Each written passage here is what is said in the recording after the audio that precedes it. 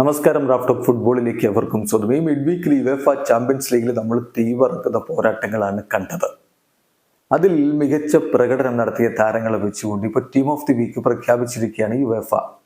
ഒഫീഷ്യലായിട്ട് പ്രഖ്യാപിച്ചിരിക്കുന്ന team of the വീക്കിൽ Emiliano Martinez ഇടം പിടിച്ചിരിക്കുന്നു. എന്തൊരു പ്രകടനമാണ് അദ്ദേഹം ബയൺ മ്യൂണിക്കിനെതിരെ നടത്തിയത്. ആസ്റ്റൺ വില്ലയുടെ ആ ഒരു വിജയത്തിൽ അദ്ദേഹത്തിന്റെ പ്രാധാന്യം വളരെ വലുതാണ്. അതുപോലെ റഫീഞ്ഞ ബാഴ്സലോണയ്ക്ക് വേണ്ടി മികവ് തുടരുന്നു. അദ്ദേഹവും ഈ ഒരു ടീം ഓഫ് ദി വീക്കിൽ ഇടം പിടിച്ചിട്ടുണ്ട്. ആരൊക്കെയാണ് ടീം ഓഫ് ദി വീക്കിൽ നോക്കാം.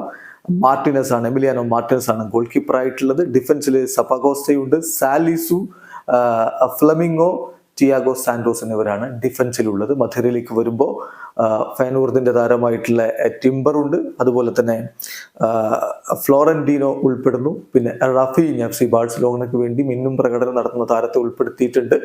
പിന്നെ മുന്നേറ്റത്തിലേക്ക് വരുമ്പോൾ സീബയുണ്ട്.